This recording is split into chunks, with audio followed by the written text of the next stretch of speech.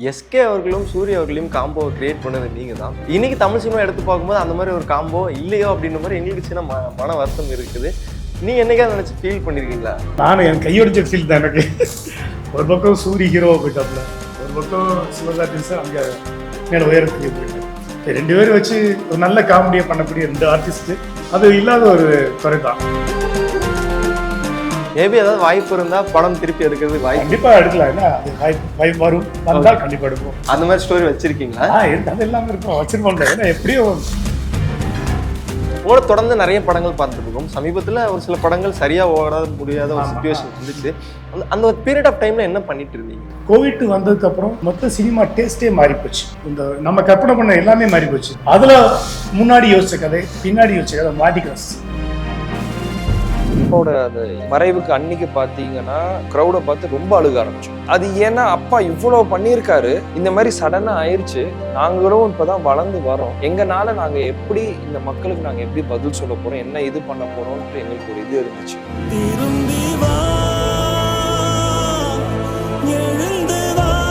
அன்னைக்கு அப்பா இறந்த அன்னைக்குமே நாங்கள் அப்பாவை புதைச்சிட்டு அம்மா வெளியே வந்து மைக்கில் சொன்னது ஃபர்ஸ்ட் திங்,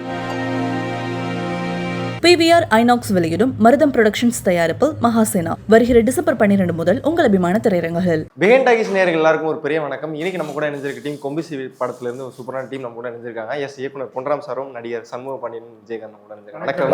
வணக்கம். எப்படி இருக்கீங்க? நல்லா இருக்கேன். நீங்க எப்படி இருக்கீங்க? ரொம்ப நல்லா இருக்கேன். ரொம்ப சந்தோஷம் உங்களை பார்த்ததுல. இந்த மாதிரி போஸ்டர்ஸ் பார்க்கும்போது எங்களுக்குலாம் ரொம்ப சந்தோஷமா இருக்குது. சூப்பர். உங்களோட படங்களை எடுத்து பார்க்கும்போதும் ஒவ்வொரு படங்களையும் நோட்டீஸ் பண்ணியிருப்போம். ஏதாவது ஒரு கேரக்டர் இருக்குமோ அந்த படத்துல 2 கேரக்டர் ரொம்ப ஸ்ட்ராங்கான கேரக்டர் கொடுத்துருப்பீங்க. அதே மாதிரி தான் இந்த படத்துலையும் பார்க்குறோம். சண்முகம் அவரோட கேரக்டரும் சரி, சரசாரோட கேரக்டரும் சரி, எதன் மூலமா அந்த 2 கேரக்டர், எல்லா கேரக்டரும் இம்பார்ட்டன்ஸ் கொடுப்பீங்க. பட் அந்த 2 கேரக்டர் எங்களுக்கு ரொம்ப யூனிக்கா தெரியும். இந்த படத்துலையும் அப்படிதான் தெரியுது. என்ன காரணம்? என்னன்னா உங்களுக்கு வந்து நிறைய கேரக்டர் 4 பேர் வைப்பாங்க. 1 2 3 4 வரைக்கும் வைக்கலாம். 2 பேர்னா நிறைய சீன் பண்ணலாம். 4 பேர்னா சீன்ல டிவைட் ஆகும். 2 பேரும் போது ஒரே விஷயத்த 2 ஆர்டிஸ்ட் 4 சீனுக்கு அப்புறம் கண்டினியூ பண்ணும்போது ரசிக்க ஆரம்பிச்சிடுவாங்க. 1 to 1 இருக்கும். அதில் சம்டைம் கான்ட்ரவர்சி கிரியேட் பண்ணுவாங்க. ரொம்ப க்ளோஸாக இருந்தவங்க அப்படி ஆயிடுவாங்க. நாங்கள் அப்படிலாம் போகலை. அது வழக்கமான ரெகுலர் சினிமா பேட்டர்ன் இருக்கும். இதுக்குள்ளே எப்படி ஒரு 3ஆவது ஆள் உள்ள பூந்தா எப்படி இருக்கும், 2 பேர் கேரக்டருக்குள்ள ஒரு 3ஆவது உள்ள பூந்தா எப்படி இருக்குன்னு தான் காமெடி வழக்கமாக இருக்கும். அது நம்ம படங்களில் இருக்கும், முன்னாடி படங்களில் தான் இருக்கும். 2 பேர் இருப்பாங்க, உள்ள ஒரு கேரக்டர் உள்ள வந்துடும், வந்து பிரித்து விட்டு போயிடும். அது மாதிரி இந்த 2 பேர் கேரக்டரில் யார் வந்து உள்ளே வர்றா அப்படிங்கிற ஒரு சஸ்பென்ஸோட ஒரு வில்லனிக்காக ஒரு சீக்வன்ஸ்லாம் வரும். ஸோ அது மாதிரி 2 பேரை எடுத்துக்கிற காரணமே ஈஸி தான். அப்படியே தான் 2 பேர்னா 1 to டைலாக், ஒரே டைலாக் 2 கூட பிரித்து போடலாம். அண்டர்ஸ்டாண்டிங் வந்துடும். பிரேம் வைக்கிறதும் செம்மையாக இருக்கும். சேட்டை பண்ணுறதுனா கூட அது அழகாக இருக்கும் 2 பேருக்கு. அதனால அதை செலக்ட் பண்ணுறாங்க. ஓகே. படத்துல போஸ்டர்ஸ்லாம் நிறைய வந்துச்சு. எங்களுக்கு இந்த போஸ்டர் பார்க்கும்போது பயங்கர ஆச்சரியமா இருந்துச்சு. சில்க் சுமிதா மேமோட போஸ்டர் பயங்கரமா ஏதோ ஹிடன் டீடைல்ஸ் மாதிரி ஏதோ வச்சிருக்கீங்க. என்ன மாதிரி இல்லை, சில்க்குங்கிறது எனக்கு ரொம்ப பிடிக்கும். அவங்களுடைய நான் 90s ஊரில் அவங்க படங்கள் அதிகமாக பார்த்துருக்கோம். அவங்க நிறைய காமெடி படம் பண்ணியிருக்காங்க. பாகிராசா சொல்ல சரி, இன்னும் சீரியஸான படம். அவங்க பிரேமில் ரொம்ப அவங்க ஆர்டிஸ்டாக ரொம்ப பிடிக்கும். என்னமோ தெரியல, அது வைப்ரேஷன். முதல் படத்துலேருந்து அது சுற்றிட்டு வந்துருச்சு. சில்க் வாரப்பட்டி அந்த மாதிரிலாம் சொல்லுவோம் இல்லையா. ஸோ அது வந்து அட்ராக்ஷன் தான். இது ஒரு பீரியடு மூவி 96 90 நடக்கிறதுனால அந்த டைம் தான் அவங்க இருந்தாங்க இல்லையா. ஸோ அவங்க இருந்தாங்கன்றதை பதிவு பண்ணுறதுக்காகவும் இல்லை ஒரு வாய்ப்பாக இருந்துச்சு. ஸோ ஒரு சாங் சீக்வன்ஸ்க்குள்ளே அதை நாங்கள் பயன்படுத்தியிருக்கோம். ஓகே. ஏஐல தான் ட்ரை பண்ண மாதிரி நிறைய விஷயங்கள் கேள்வி. அது ஒன்று இருக்குது. யாரும் கொளுத்தி போடுறது யார் அப்படியே கேட்டு வாங்கிக்கலாம். பட் ஸ்டில் ரொம்ப அழகா இருக்கு. எங்களுக்கு பார்க்க ரொம்ப சந்தோஷமா இருக்கு. உங்களோட பயணம் எடுத்து பார்க்கும்போது நெடுந்தூரம் பயணமா போகணுன்றது எங்களுக்கு நிறைய ஆசைகள் இருக்கு. சினிமா பயணம், முதல் பயணம் எங்க இருந்து ஆரம்பிச்சு? முதல் ஃப்ரேம் முன்னாடி நின்னது ஞாபகம் இருக்கா? ஏன் இல்லாம அவ்வளோ வயசானவனா? சில பேர்ல டக்குனு மறந்துடுவாங்க. நேத்து என்ன சாப்பிட்டுன்னு கேட்டாலும் மறந்துடுவேன். இதெல்லாம் வந்து இம்பார்ட்டன்ட், லைஃப்ல வந்து ஒரு இம்பார்ட்டண்டான மைல் ஸ்டோன் அது. ஸோ ஃபர்ஸ்ட் படம், என்னோட ஃபர்ஸ்ட் ஷாட் வந்து எங்கள் வீட்டில் தான் எடுத்தாங்க. ஏன்னா அந்த படத்துக்கு வந்து பூஜை போட்டது வீட்டுக்கு வெளியே தான். ஸோ அப்பா அண்ணன் வந்து கிளாப் போர்டு அடிக்கிறாங்க, அப்பா கிளாப் போர்டு அடிக்கிறார், அம்மா வந்து கேமரா ரெக்கார்ட் பட்டன் அமுக்குறாங்க. ஆமாம், எனக்கு ஃபர்ஸ்ட் டைலாக் பேசுறதுக்குள்ள உதற ஆரம்பிச்சிருச்சு. அப்பா மறைச்சிக்கிட்டே நிற்கிறாரு, நான் என்ன பேசுறது. பட் ஸ்டில் நான் அதுவும் வந்து அப்பா தான் எனக்கு சொல்லி கொடுத்தார். டைலாக் டெலிவரி எப்படி இருக்கணும், எங்கே பார்த்து பேசணும், அதெல்லாம். ஸோ எனக்கு ஃபர்ஸ்ட் 2 வாட்டி கொஞ்சம் கஷ்டமா இருந்தது. அப்புறம் தனியாக கூப்பிட்டு போய் சொன்னார், நீ யாரை பற்றியும் கவனிக்காத, அந்த கேமராவில் இருக்க ஒரு லென்ஸ் கார்னரை மட்டும் பார், எல்லாமே மறந்துடுனார். ஆனால் அவர் சொன்ன மாதிரி கேட்டு எனக்கு எல்லாமே மறந்துருச்சு. எனக்கு இன்னைக்கு வரைக்குமே எனக்கு இந்த பிரச்சனை இருக்கு. இப்போ நான் என்னை கூப்பிட்டீங்க நடிங்கன்னு சொன்னா எனக்கு நடிக்க முடியாது. பொன்ராம் சாரும் கேமரா வச்சுட்டு இப்போ நடிங்க, நான் ஒரு சீன் எடுக்கணும் சார், கஷ்டமா இருக்கு சார், முடியல சார். ஆனா அதே சீன் தான் நான் இதுல பண்ணோம், நாங்கள் ரிஹர்ஸ் பண்ண சீனை வந்து நாங்கள் ஷூட்ல பண்ணோம். ஷூட்ல நான் பண்ணும்போது இவருக்கு எந்த ஃபால்ட்டு தப்புன்னு தெரியல, எதுவுமே சொல்ல. நான் என்ன பண்ணணும் எல்லாத்துக்கும் ஓகே சொன்னார். நான் திருப்பி போய் கேட்டேன், சார் உங்களுக்கு ஏதாச்சும் ஒன்று சரியா இல்லாட்டி ரீடேக் கூட எடுத்துக்கோங்க சார், சொல்லுங்க சார். இல்லை சொன்னோம், கரெக்டாக வந்திருக்கு, எல்லாம் பக்காவாக இருக்குன்னு. ஸோ எனக்கு கேமரா முன்னாடி டேரெக்டாக அன்னிலேருந்து இப்போ வரைக்கும் கேமரா முன்னாடி எது பண்ண சொன்னாலும் பண்ணிடுவேன். அவுட் சைட் த கேமரா எனக்கு பண்ண கஷ்டமாக இருக்குது. ரிஹர்சல் கொடுப்போம், ஒரு மோர் டேக்ஸ்லாம் போகும். நான் இப்போ ஏதாவது ஓகேவா இன்னொரு வாட்டி ரிஹர்சல் இல்லை சார் நான் கேமரா முன்னாடி பண்ணிடுவாங்க. ஆனால் அங்கே சூப்பராக உண்மையிலே பண்ணிடுவாப்புல. அப்போ அவருக்கு என்னன்னா கான்சியஸ் இருக்குல்ல, அது வந்து கேமரா முன்னாடி அவருக்கு வந்து அது செட் ஆகிட்டார். ஓ கேமரா முன்னாடி நடிக்க வந்துட்டோம், ஓகே டன் பண்ணிடணும். அதில் எந்த குழப்பமும் இல்லாமல் தெளிவாக பண்ணிடுவாப்புல. அப்புறம் அந்த ஏரியாவுக்கு நாங்கள் போகிறதில்ல. ஒன்ஸு தானே, ஒன்ஸ் ஸ்டார்ட் அப் ஆயிடுச்சு, எப்போவுமே ஸ்டார்ட் அப்பு தான். ஒன்ஸ் ஆரம்பிச்சிச்சுன்னா அவர் போயிடும். இவருக்கு அந்த பிரச்சனை இல்லை, அது ஸ்மூத்தாக இருந்துச்சு எங்களுக்கு ஒர்க் பண்ணுறது. சூப்பர். சொல்லிட்டு இருந்தீங்க அம்மா ரோல் பண்ணிட்டு இருந்தாங்க, அப்பா வந்து நிறைய டிப்ஸ் கொடுத்தாரு அப்படின்னு சொல்லிட்டு நிறைய டிஸ்கஷன் போயிட்டு இருக்கும். நீங்களும் அப்பா சினிமா பற்றி நிறைய விஷயம் பேசி. அப்பா எனக்கு வந்து அவர் என்ன கற்றுக்கிட்டாரோ இல்லை அவர் என்ன பண்ணியிருக்காருன்னு தோராயமாக சொல்லுவார், நான் கேட்டால் சொல்லுவார். இப்போ நான் படம் பண்ணுறேன்னா இப்படி பார்த்துட்டு நல்லா இருக்கு, நல்லா இருக்கு, நல்லா இல்லை போயிடுவார். நீ இப்படி பண்ணியிருக்கணும், நீ இந்த இடத்துல இதெல்லாம் பண்ணியிருக்கணும் அவர் என்றைக்குமே சொன்னதே கிடையாது. ஏன்னா அவரோட ஐடியாலஜியை எனக்குள்ள புகுத்த வரல. நான் என்னோட ஓன் ஸ்டைல் ஆஃப் ஆக்டிங், என்னோட ஓன் இது, அதை நான் வெளியே கொண்டு வரணும். அவரோட ஸ்டைல் ஆஃப் ஆக்டிங் எனக்குள்ள புகுத்துனா என்ன, நீ அவங்க அப்பா நடிக்கிற மாதிரியே நடிக்கிறேன்னு வந்துடும். ஸோ எனக்குன்னு புதுசாக டெவலப் பண்ண முடியாது. நானும் ஒரு இதுக்குள்ள ஒரு பால்குள்ளேயே கன்ஸ்ட்ரெயின்ட் ஆயிருப்பேன். எனக்கு சின்ன சின்ன டிப்ஸ் அண்ட் ட்ரிக்ஸ் சொல்லியிருக்காரு. ஏன்னா இப்போ ஒரு ஃபர்ஸ்ட் படத்துல தேவயானி மேம் கூட ஒரு சீன் இருக்கும், அவங்க அழுவாங்க. நான் அவங்க கண்ணை பார்க்கும்போது எனக்கு நிஜமா அழுக வந்துருச்சு. அப்போதான் அப்பா கூப்பிட்டு சொன்னாரு, டைரக்டா ஒரு ஆர்டிஸ்ட், இவ்வளோ ஸ்ட்ராங்கான ஆர்டிஸ்ட் அழுகும் போது கண்ணை பார்க்கக்கூடாது, காதை பாரு, கேமரால நீ அவங்க கண்ணை பார்க்குற மாதிரி தான் இருக்கும். ஸோ இதெல்லாம் இந்த மாதிரி சின்ன சின்ன நுணுக்கங்கள் வேணா சொல்லி கொடுத்துருக்காரு. தவிர்த்து நீ இந்த சீன்ல இப்படிதான் நடிச்சிருக்கணும், இந்த இடத்துல இப்படிதான் நிக்கணும்னு இது வரைக்கும் எனக்கு எதுவும் இது பண்ணது கிடையாது. ஸோ நானும் அப்பா நிறைய இங்கிலீஷ் படம் பார்ப்போம், அப்பா நிறைய படம் ரெக்கார்ட் பண்ணுவாரு. ஃபைட் சீன்ல சொல்லுவார், இந்த மாதிரி ஃபைட் சீன் நீ ஒன்று பண்ணா நல்லா இருக்கும், இந்த மாதிரி எடுக்கணும். ஸோ ரிஸ்க் எடுக்கிறதா இருந்தாலும் கரெக்டா எடுக்கணும், நீ பாட்டு ஏதோ தானான்னு குதிச்சுட்டு இதெல்லாம் பண்ணக்கூடாது, கரெக்டா இருக்கணும் எல்லாரும். அந்த மாதிரி மட்டும்தான் சொல்லியிருக்காரே தவிர்த்து அவரோட ஐடியாலஜி என்னைக்குமே இது பண்ணது கிடையாது. சில பேருக்கும் ஒரு விஷயம் இருக்கும், இப்போ நம்ம அப்பாவும் சினிமாவில் ட்ராவல் பண்ணிட்டு இருக்காரு, நம்மளும் சினிமாவில் ட்ராவல் பண்ணுறோம், அந்த பேருன்ற ஒரு விஷயம் நம்ம கட்டி காத்து கொண்டு போகணுன்ற ஒரு விஷயம் இருக்கும். அதில் ரொம்ப கான்சிக்வன்ஸாக இருந்திருக்கீங்க. சினிமால தான் பேரை கட்டி காப்பாற்றணுன்ட்டு எனக்கு அந்த இது கிடையாது. எனக்கு எல்லா இடத்துலையுமே அது இருந்தது ஃப்ரம் த பிகினிங். ஸ்கூல் படிக்கும் போதா இருக்கட்டும், காலேஜ் சேரும் போதா இருக்கட்டும். ஸ்கூல் படிக்கும் போது சின்ன வயசு, மெச்சூரிட்டி பெருசா இல்லை. நாங்களும் வெளியே பெருசா வந்து போகும்போது நான் இன்னார் பையன் சொன்னது கிடையாது. ஏன்னா அப்பா அதை சொல்லியிருக்காரு, நீ அதெல்லாம் சொல்லணும்னு அவசியம் இல்லை, எல்லாரும் ஒரே ஆள் தான். ஸோ நீ ஜாலியாக நார்மலாக ஃப்ரெண்ட்ஸோட எப்படி பழகுறியோ பழகு, அந்த மாதிரி தான் இருந்தோம். பட் அந்த ஸ்கூல் முடிச்சு அந்த மெச்சூரிட்டி வந்து காலேஜ் சேரும் போது தான் நான் அப்பா பாலிடிக்ஸ்குள்ளே வந்தார். ஸோ அதுக்குள்ளேயே எங்களுக்கு, எனக்கும் சரி எங்கள் அண்ணாக்கும் சரி, அது எப்படி ஆயிடுச்சுன்னா ஒரு ஓன் ரெஸ்பான்சிபிலிட்டி. நம்மனால அப்பாவுக்கு கெட்ட பேர் வந்துடக்கூடாது, நம்மனால அம்மாவுக்கு கெட்ட பேர் வந்துடக்கூடாதுன்னு ஒன்று இருந்தது. நம்ம ஏதோ ஒன்று விளையாட்டுத்தனமா பண்ணிடுறோம், இதனால அஃபெக்ட் ஆகிறது நான் கிடையாது, டைரக்டா அங்கதான். ஸோ அந்த இது எனக்கு அந்த இடத்துல இருந்தே வர ஆரம்பிச்சது. அது நான் என்ன பண்ண ஆரம்பிச்சேன், அதை ஒரு பேர்டனா எடுத்துக்கல. ஓகே, இது நம்மளோட ரெஸ்பான்சிபிலிட்டி, அதை ஒரு பக்கம் இருக்கட்டும், நம்ம லைஃப் நம்ம ஃப்ரீடம் அதை எப்படி என்ஜாய் பண்ண முடியும், அதையும் அது சைமல்டேனியஸா ஒரு மாதிரி ஹேண்டில் பண்ண கத்துக்கிட்டேன். ஸோ இப்போ எனக்கு அதெல்லாம் கொஞ்சம் ஈஸியாக தான் இருக்கு. சார் உங்களோட படங்கள் தாண்டி எனக்கு உங்களோட ரைட்டிங் ரொம்ப பிடிக்கும், உங்களோட ஸ்க்ரீன் பிளே ரைட்டிங் எனக்கு ரொம்ப பிடிக்கும். ஜினி முருகனாக இருக்கட்டும், வருத்தப்படாத வாலிப சங்கராக இருக்கட்டும், எனக்கு சீமராஜா கூட அந்த படம் எனக்கு ரொம்ப பிடிக்கும் பர்சனலாக. ஒரு எடுத்துக்காட்டு ரஜினி முருகன் படத்தில் நிறைய டைலாக்ஸ் வந்து ரொம்ப ஃபேமஸான டைலாக்காக இருக்குது. இன்றைக்கி வரைக்கும் சோஷியல் மீடியாலையும் அதை மீம் வச்சு நிறைய போட்டிருக்காங்க. ரஜினி முருகனில் நீங்கள் எழுதின டைலாக்ஸாக இருக்கட்டும், இல்லை ஏழரை முக்கம் ஒன்று என்னவோ நினச்சி நீ இன்னும் இவ்வளோ சீப்பாக நடந்துக்கிட்டு, அந்த மாதிரி நிறைய டைலாக்ஸ்லாம் இருக்குது. எப்படி அந்த ரைட்டிங் அந்த டைலாக்ஸில் வந்து நாங்கள் இது இந்த மாதிரி மீம்ஸ் கிரியேட் ஆகலாம் நினைக்கிறது கிடையாது. நாங்கள் ஒரு ஃப்ளோவில் எழுதிடுவோம்.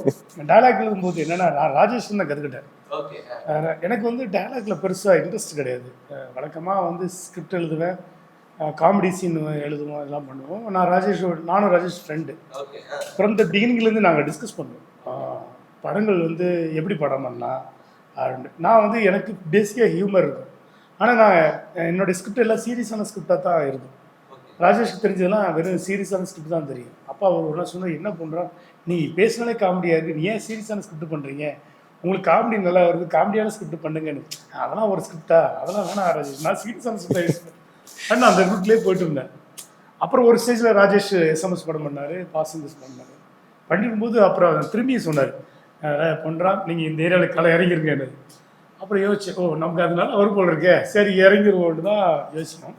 அது வரைக்கும் எனக்கு டைலாக்ல பெருசு இன்ட்ரெஸ்ட் கிடையாது. ராஜேஷ் வந்து ஸ்பாட்டில் டைலாக் ஹேண்டில் பண்ணுற விதம் எனக்கு ரொம்ப பிடிக்கும். ஒன்றுமே இல்லாத சீனை கூட டைலாக்ல வந்து அது ஒர்க் அவுட் பண்ணிட்டு அந்த இடத்த கடக்கணும். டைலாக்ல வந்து சீரியஸான டைலாக்கை போட்டு கிடப்பாங்க, சில காமெடியான டைலாக்கை போட்டும் கடக்க முடியும்ன்றது தெரிஞ்சதுக்கப்புறம் ஓ டைலாக் வந்து அவ்வளோ வேல்யூ இருக்கான்னு தான் நாங்கள் யோசிக்க ஆரம்பித்தேன். அதுக்கப்புறம் அதுக்கான ப்ராக்டிஸ் எடுக்கிறது. அப்போ ஒரு சீன் எடுத்துக்குவோம், எடுத்துட்டு டைலாக்ல ஸ்க்ரீன் பிளே இருக்கும். நீங்கள் ஸ்க்ரீன் பிளேங்கிறது டைலாக்ல தான் ஸ்க்ரீன் பிளே இருக்கும். முதல்ல ஆரம்பிக்கிற டைலாக்கும் கடைசி டைலாக் சம்மந்தம் இருக்கக்கூடாது அப்படிங்கிற ஒரு சேலஞ்ச் வச்சுருப்போம். அப்படி பண்ணிப்போது தான் அந்த டைலாக் ஒர்க் அவுட் பண்ணேன். அப்போ ராஜேஷ் சொல்வார், நானும் அவர் பேசும்போது எல்லா படமும் சுந்தரி சார் படம்னா கூட இன்ட்ரோ பிளாக் சீரியஸாக வச்சுருவார், கிளைமேக்ஸுக்கு சீரியஸாக வச்சுருவார். அதையும் நம்ம உடைப்போம் அப்படிங்கிற ஒரு ஐடியாவுக்கு வந்தோம். ஸோ அவர் படத்துலேயே அது காமெடியாக போவார், ஆனால் இன்ட்ரோ பிளாக் சீரியஸாக வச்சுருவார், காமெடியாக போவார், கிளைமேக்ஸும் சீரியஸாக முடிச்சிடும். நாங்கள் அதை பிரேக் பண்ணணும்னு நினச்சோம். அப்படி தான் அவர் முந்தைய படங்களில் பாஸில் இதெல்லாம் ஓப்பன் பண்ணி பிரேக் பண்ணோம். அதை தான் நானும் பண்ண ஆரம்பித்தேன். ஸோ வருத்தப்பட விஷயத்தில் அதை பிரேக் பண்ணி இது இப்படி தான் முடிக்கணும்னு அவசியம் இல்லை, எப்படி வேணால் முடிக்கலாங்கிறத கற்றுக்கிட்டோம். ஸோ நான் அந்த டைலாக் சென்ஸை கற்றுக்கிட்டது ஃப்ரம் ராஜேஷ் இருந்து தான். ஸோ அவர்கிட்ட தான் அந்த டைலாக் இதை கற்றுக்கிட்டேன்.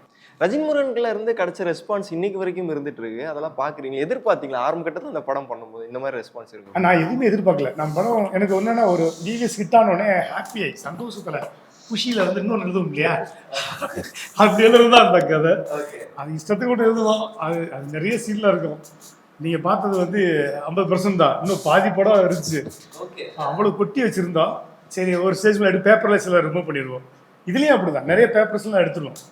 எல்லாம் கொண்டு வந்துடுவேன், ஆனால் பேப்பர்ஸ்லேயே ட்ரிம் பண்ணிடுவோம் நாங்கள். ஒரு ஸ்டேஜ் மேலே எடுக்க முடியாது, இன்றைக்கி எடுத்தால் 2 பார்ட் எடுக்கலாம். ஆனால் அன்றைக்கி அது அந்த 2 பார்ட் கான்செப்ட் இல்லாதனால ஒரே பார்ட்டில் சுருக்கணும். அதெல்லாம் சில ஐடியாஸாக கொண்டு வருவோம். ஸோ இப்போ ரஜினி முருகனை பொறுத்தவரைக்கும் அந்த பஞ்சாயத்து தான் எங்களுக்கு.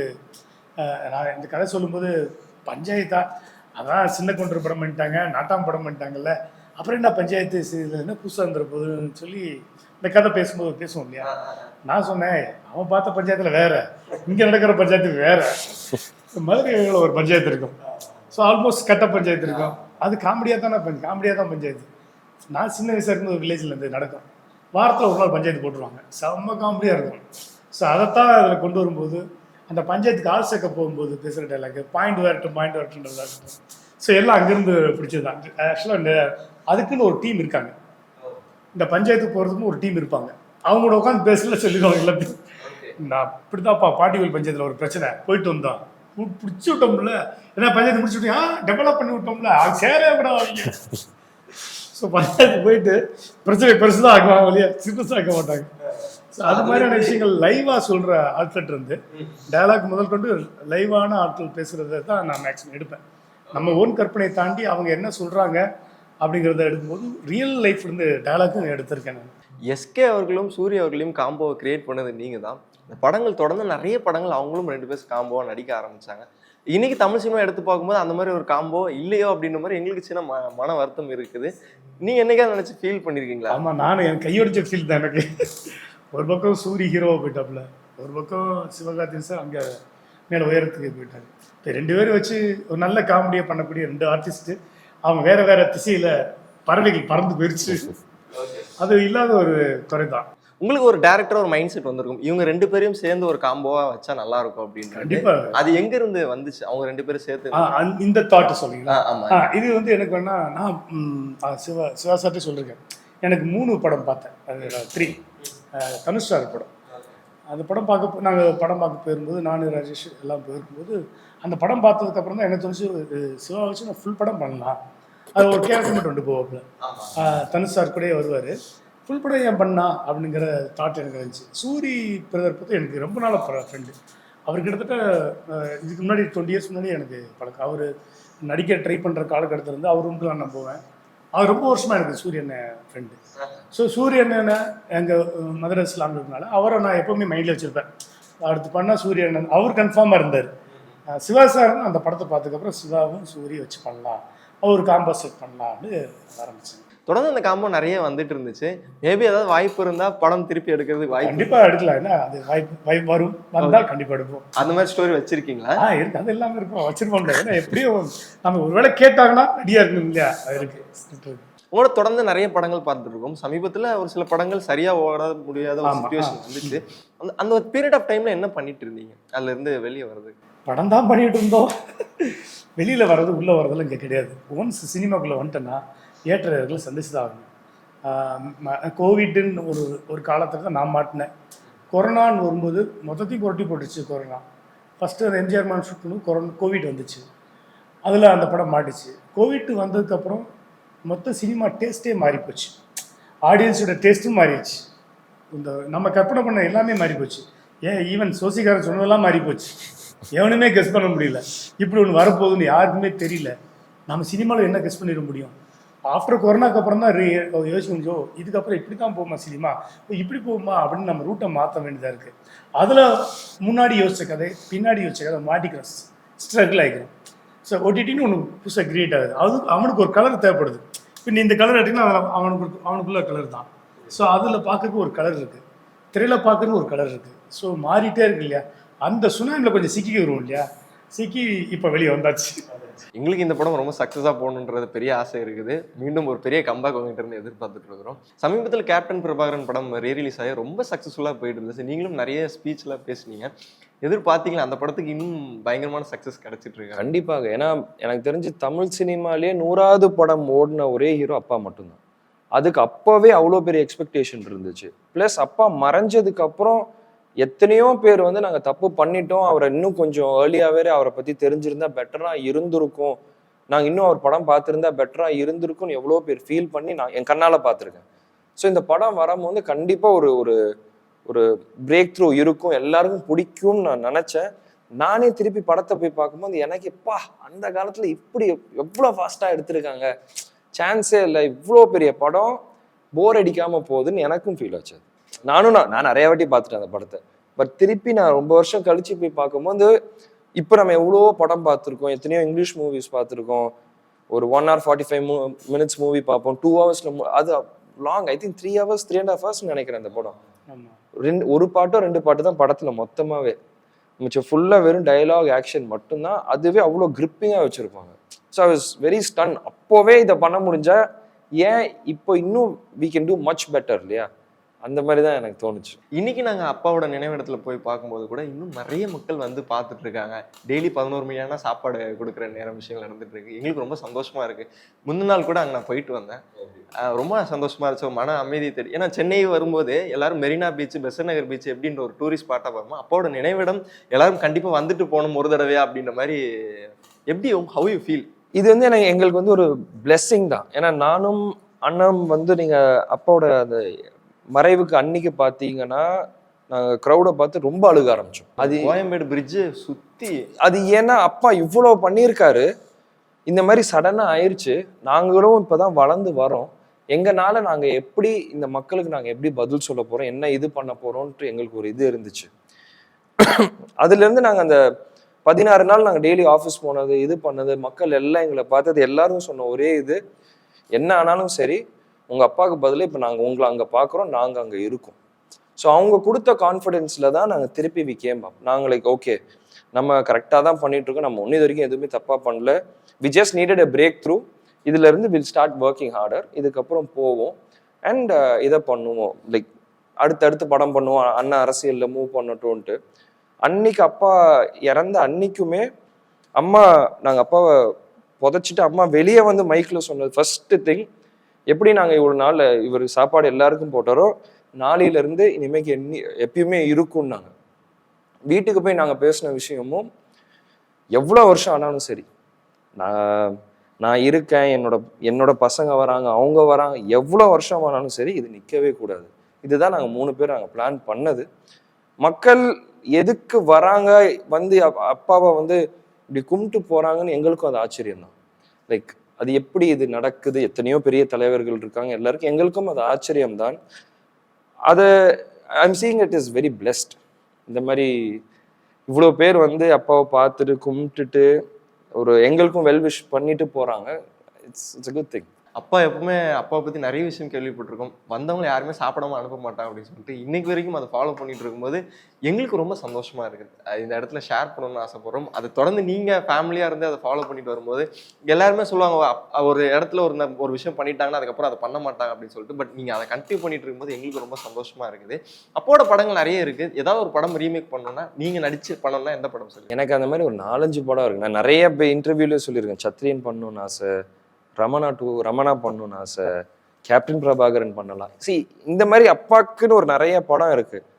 அதை இப்ப எடுத்தா ஒர்க் அவுட் ஆகுமான்னு ஒரு கான்செப்ட் இருக்கு இல்லையா? ஸோ அதுல முடிச்சாச்சு. அதை பார்ட் 2 நம்மளா ஒரு புதுசா ஒரு ஸ்டோரி கிரியேட் பண்ணி வர முடியாதா? அப்பாக்குன்னு அதுல ஒரு பையன் கேரக்டர் மாதிரி விட்டு வச்சிருந்துருக்கணும். அந்த பையன் பெருசாகி பார்ட் 2 எடுக்கலாம்னா நீங்க எடுக்க முடியும். ஸோ அந்த மாதிரி ஸ்டோரிஸாக தான் நான் பார்க்குறேன். இருந்ததுன்னா அது எல்லாமே நான் ரீமேக் பார்ட் 2ஆவோ ரீமேக் பண்ணவோ I'm willing to do it. Super. Coming back to கொம்பு சிவி படம் ரிலீஸ் ஆக போகுது. இந்த படம் ஏதாவது ஒரு காரணத்துக்காக மக்கள் தியேட்டர்ல வந்து பார்க்கணும். என்ன ரீசன்ஸ்? இந்த படம் அதுதான் நான் சொன்னேன் இல்லையா, இது வந்து ஒரு உண்மை சம்பவம். அந்த 95, 96ல அந்த காலத்துல நடந்த உண்மை சம்பவம். அதை நாங்க மக்களுக்கு சொல்றோம். அதை ஒரு ஃபன்னி வேல சொல்றோம். அண்ட் நீங்க தியேட்டருக்கு நீங்க நிறைய டென்ஷன், ஸ்ட்ரெஸ்ஸு, வீட்டில் ஓகே நீங்க இரிட்டேட்டடா இருப்பீங்க, என்ன பண்ணணும்னு தெரியாம இருப்பீங்க. தியேட்டருக்கு வாங்க, எதுவுமே மைண்ட்ல வைக்காதீங்க. வந்துட்டு இது ஏன் இப்படி இருக்கு, இங்க ஏன் இந்த டைலாக் வந்தது, 96ல நடக்கிற கதையில நீங்க ஏன் 2005 டைலாக் வருது, அதெல்லாம் எதுவுமே லாஜிக்கல் வைஸ் பார்க்காம படத்தை படமா பார்த்து நீங்க என்ஜாய் பண்ணீங்கன்னா வெளியே வரும்போது யூல் பி ரிலீவ். நல்ல ஒரு ஹாப்பியா ஒரு ஓகேப்பா எனக்கு எந்த ஸ்ட்ரெஸ் போயிருச்சு அப்படின்ற ஒரு கான்செப்ட்ல நீங்க வெளியே வருவீங்க. கண்டிப்பா. இந்த இடத்துல உங்ககிட்ட ஒரு விஷயம் ஷேர் பண்ணணும்னு ஆசைப்படுறேன் சார். உங்களோட படங்கள் உண்மையிலே நான் ரொம்ப பர்சனலாக நிறைய பார்த்து என்ஜாய் பண்ணியிருக்கேன். இன்னைக்கு வரைக்கும் ரஜினி முருகன் என்னோட ஃபேவரட் படமாக இருக்குது. வருத்தப்படாத வாலிப சங்கம் ரொம்ப ஃபேவரட் படமாக இருக்குது. இந்த மாதிரி படங்கள் நிறைய வரணும்னு சொல்லிட்டு தமிழ் சினிமா நாங்கள் காத்துட்ருக்கோம். நீங்களும் அந்த மாதிரி படங்கள் நிறைய எடுக்கணும். அது மாதிரி படமாக கொம்பு சிவியும் அமையும்னு சொல்லி நினைக்கிறேன். படம் வெற்றி பெறதுக்கு என்னோட சார்பாக பிஹைண்ட் டாக்கி சார்பாக உங்கள் எல்லாருக்கும் பெரிய வாழ்த்துக்கள் தெரிவிச்சுக்கிறேன். மேலும் நிறைய படங்கள் பண்ணணும், அதுக்கும் என்னோட சார்பாக வாழ்த்துக்கள் தெரிவிச்சுக்கிறேன். உங்கள் நேரம் ஒதுக்கு ரொம்ப நன்றி. தேங்க்யூ.